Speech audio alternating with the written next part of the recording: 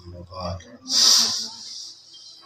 أعوذ بالله من الشيطان الرجيم بسم الله الرحمن الرحيم لقد كان لكم في رسول الله أسوة حسنة صدق الله العظيم وصدق رسوله النبي الكريم الأمين ونحن على ذلك لمن الشاهدين والشاكرين والحمد لله رب العالمين إن الله وملائكته يصلون على النبي يا أيها الذين آمنوا صلوا عليه وسلموا تسليما بارك وسلم حمد و صلاة کے بعد قابل احترام بزرگوں، عزیز دوستوں اور بھائیوں، آج کی یہ خوبصورت محفل مبارکہ محفل میلاد مصطفیٰ صلی اللہ تعالیٰ علیہ وسلم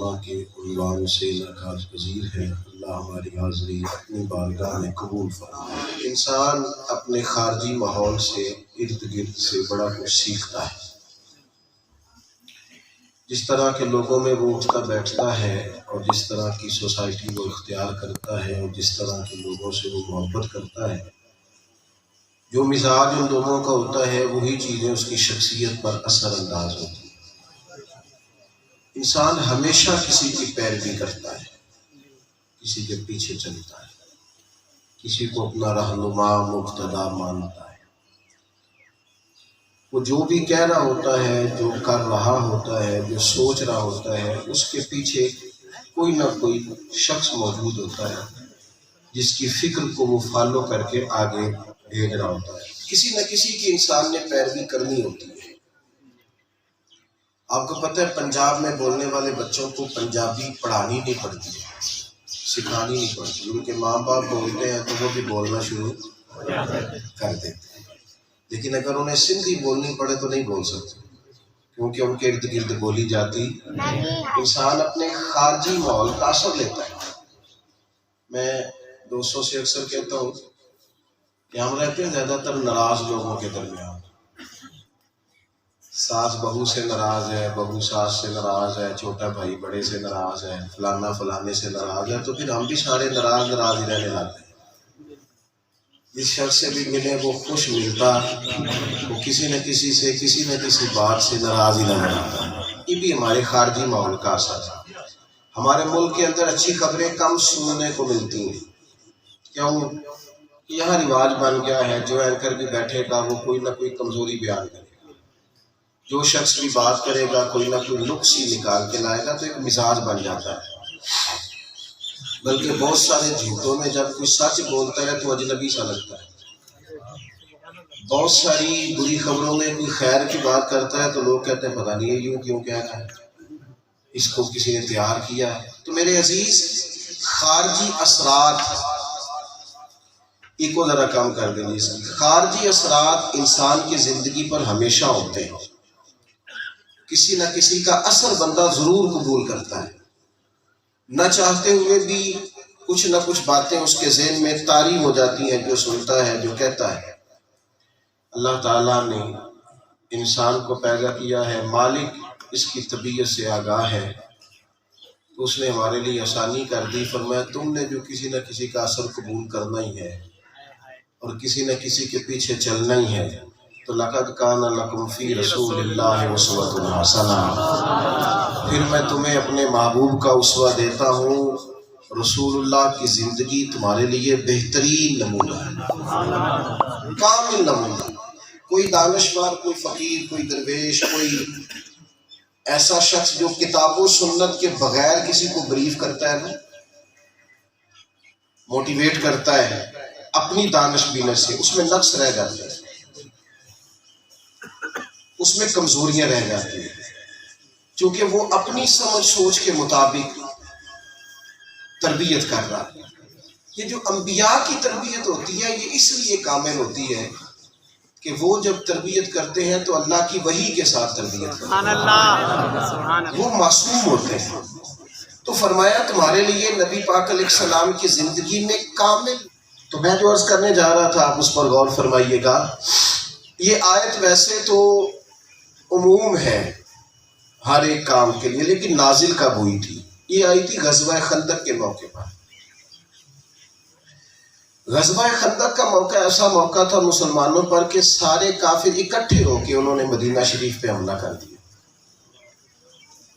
تمام دشمن یکجا ہو کے آ گئے۔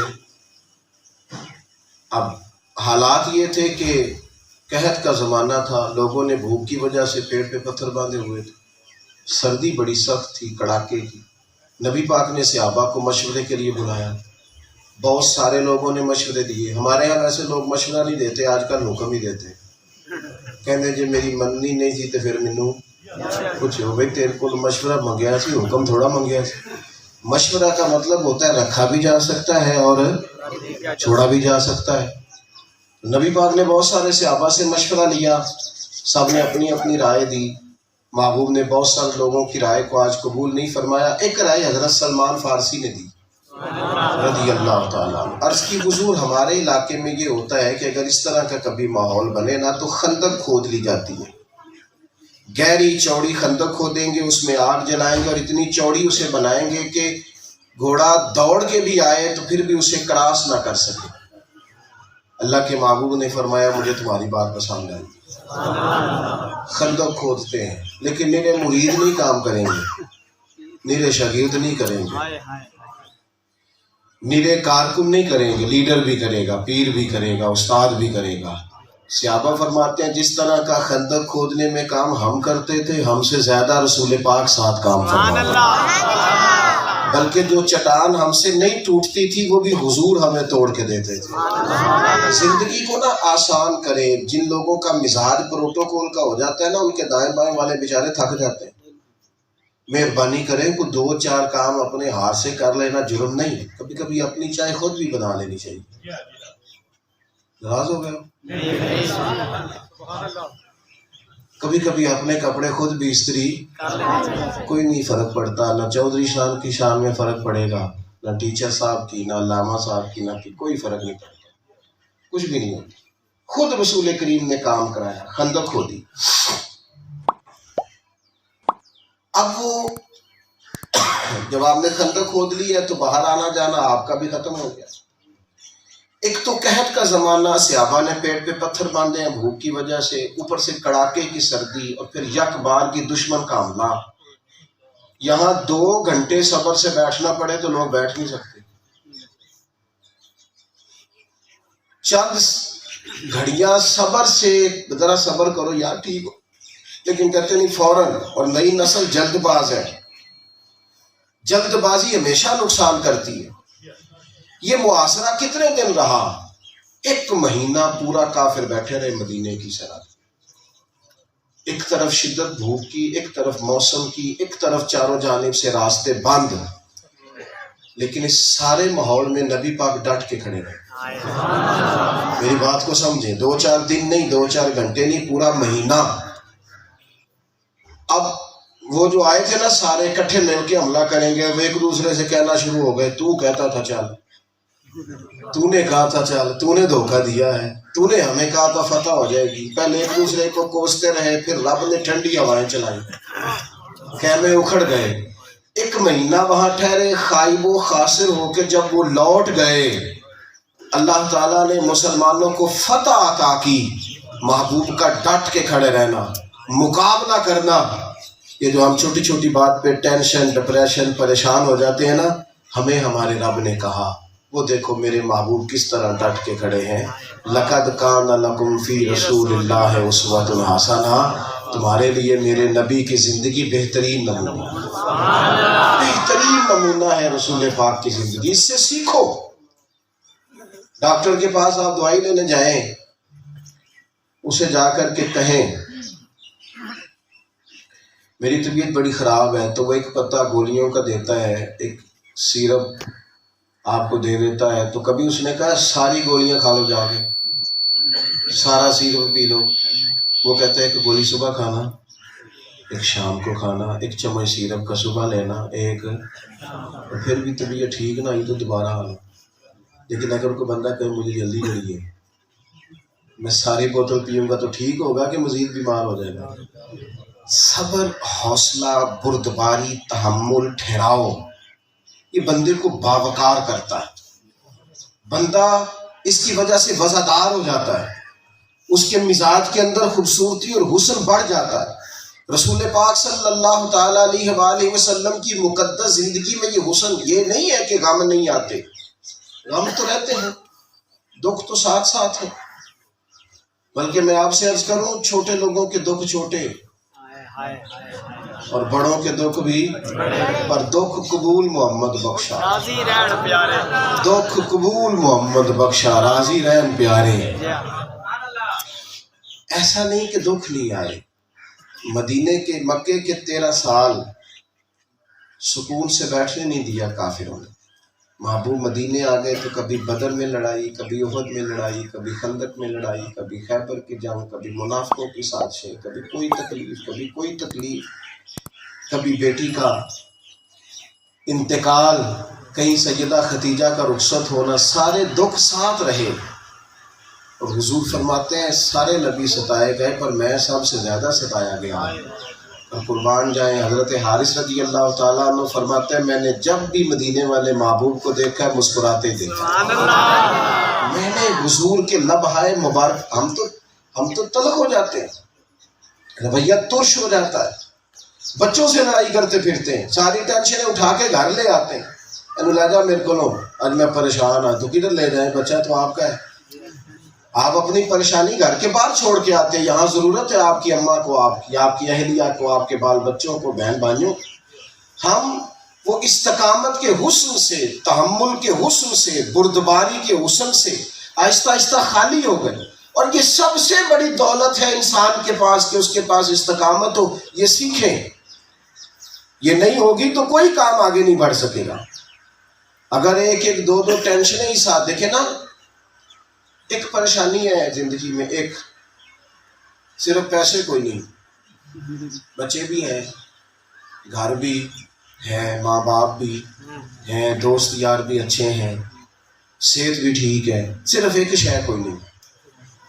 ہم کیا کرتے ہیں؟ باقی ساری چیزیں بھی ساری ضائع کر لیتے ہیں، کسی خوشی کا کوئی لطف اٹھاتے وہ بھی ایک چیز ہی کوئی نہیں نا، باقی نے۔ وہ حضرت شیخ سعدی رحمۃ اللہ علیہ کے جوتے اٹھا کے لے گیا مسجد میں، تو بندے نے بڑی ٹینشن میں کہا حضور آپ کے جوتے لے گیا، فرمانے لگے دفع کرو، لے گیا تو لے جائے، پیر تو سلامت ہے، شکر کرو پیر نہیں لے گیا، پیر لے جاتا تو مسئلہ تھا، جوتے تو اور بھی مل جائیں گے۔ یاد رکھیں کہ رسول پاک علیہ السلام نے نا ہمیں جو اسوہ دیا ہے نا وہ بڑا وقار والا ہے، اس میں بڑی خوبصورتی ہے۔ ہم کیا کرتے ہیں؟ ہم دین کے اس حسن کے طور پر اپنے مزاج کو ڈھالتے نہیں، ہم چند چیزوں کو اپناتے ہیں، ان کو بھی ضرور اپنائیں۔ میں دوستوں سے کہا کرتا ہوں مسواک کرنا بھی سنت ہے، پر دل صاف رکھنا بھی سنت ہے۔ میں کیا کرتا ہوں میٹھا کھانا بھی سنت ہے، پر فاقہ کرنا بھی تو سنت ہے۔ بھائی صرف اپنی مرضی کی چیز تھوڑی ہم قبول کریں گے، آپ نے باقی بھی تو ساری چیزوں کو لینا ہے نا۔ بات کی سمجھ آ رہی؟ بلکہ نبی پاک کی جو سنت اور جو ادا سب سے پہلے مشہور ہوئی تھی نا، وہ تو صادق اور امین ہونا ہے، کہ سچ بولتے ہیں، دیانتدار ہے، یہ سب سے پہلی ادا حضور کی دنیا میں معروف ہوئی، سب سے پہلی۔ اور اگر امتی سچی نہ بولے، دیانتدار ہی نہ ہو، تو اس نے تو پہلی ادا پہ عمل نہیں کیا، اس نے تو آغاز ہی نہیں کیا، باقی ساری باتیں تو بعد کی۔ تو میرے عزیز، رسول پاک نے ہمیں جو اسوہ دیا ہے وہ ہمارے کردار میں روشنی، نبی پاک کی مقدس زندگی سے فیض لوگے نا، جینا بھی مزیدار ہو جائے گا، مرنا بھی مزیدار ہو جائے گا۔ زندگی زندہ رہنے کا مقصد دے گی، کہ کوئی مقصد ہے ہمارے پاس، ہم فضول صبح شامل نہیں کر رہے، اور مرتے وقت بھی ایسا نہیں ہوگا کہ وہ گئے کام سے، بلکہ محسوس ہوگا ایک پل کراس کیا ہے، اور پل کراس کر کے قبر میں گئے ہیں تو سیدھے مدینے والے کے قدموں میں پہنچ گئے، سامنے حضور کی زیارت نصیب ہو گئی ہے۔ تو اپنی زندگی میں وہ خاص بردباری، وہ خاص تحمل، وہ خاص روشنی۔ ایک یہودیوں کے عالم تھے، انہوں نے ایک دن حضرت سیدنا بلال حبشی رضی اللہ تعالیٰ عنہ کو بلایا، آپ تشریف لے گئے، کہنے لگے کہ میں نے سنا ہے کہ نبی پاک علیہ الصلوۃ والسلام کے جو مہمان وغیرہ آتے ہیں ان کی خدمت آپ کے ذمہ ہے۔ سیدنا بلال فرمانے لگے بالکل ایسے ہی ہے۔ کہنے لگے یہ بھی سنا ہے کہ آپ کچھ قرض بھی بعض اوقات لینا پڑتا ہے آپ کو۔ حضرت بلال کہنے لگے یہ بھی ٹھیک۔ کہنے لگے میرے پاس کچھ پیسے پڑے رہتے ہیں، آپ کو ضرورت ہو تو آپ لے سکتے ہیں۔ حضرت بلال نے کہا ٹھیک ہے، وہ پیسے دے دیے۔ اس نے ایک معاہدہ طے ہو گیا۔ ابھی اس وعدے میں 3 دن باقی تھے۔ نبی پاک علیہ السلام چوک میں تشریف فرما تھے مدینہ منورہ میں، حضرت عمر بھی ساتھ تھے۔ وہ آ گیا بندہ یہودی عالم، ابھی وعدے میں ٹائم ہے، میری بات کی سمجھ آ رہی ہے آپ حضرات؟ اس نے کہا جناب میرے پیسے دیں۔ حضور علیہ السلام نے فرمایا ابھی تو وعدے میں ٹائم ہے۔ اس نے سخت باتیں شروع کر دی معاذ اللہ۔ حضرت عمر نے تلوار نکالی، فرمایا تو کتنا فضول آدمی ہے، ایک تو ابھی وعدے کا ٹائم نہیں آیا اور پھر تو آ گیا ہے، تیرا آنے غلط تھا اور پھر تیرا لہجہ کتنا سخت ہے۔ محبوب مسکرائے، فرمایا عمر جلدی نہ کر، ذرا ٹھہر جا، تو اس طرح کر فلانی جگہ ان کو لے جا، وہاں کھجوریں پڑی ہیں، جتنے ان کے پیسے ہیں نا اتنی کھجوریں تول کے دے دے، اور یہ جو تو نے تلوار نکالی ہے نا 2-4 کلو ذرا زیادہ بھی دے دے۔ حضرت عمر کہتے ہیں میرے چونکہ ذمہ لگا تھا، میں لے گیا، کھجوریں توڑ کے دیتا رہا، اور جب پوری ہو گئی تو میں کچھ زیادہ بھی دی۔ کہتے ہیں وہ چپ تھے، یہاں انہوں نے جو بات کی وہاں بالکل خاموش ہے۔ حضرت عمر کہتے ہیں جب میں نے دے دی نا تو مجھ سے کہنے لگے اے عمر بات کرنی تھی۔ حضرت عمر کہتے ہیں مجھے غصہ تھا، عمر ویسے ہی جلا لیے۔ فرماتے میں نے کہا کیا مسئلہ ہے؟ کہنے لگا میرے بھائی تیرا غصہ میرے اوپر ٹھیک ہے پر میری مجبوری بھی تو سمجھ۔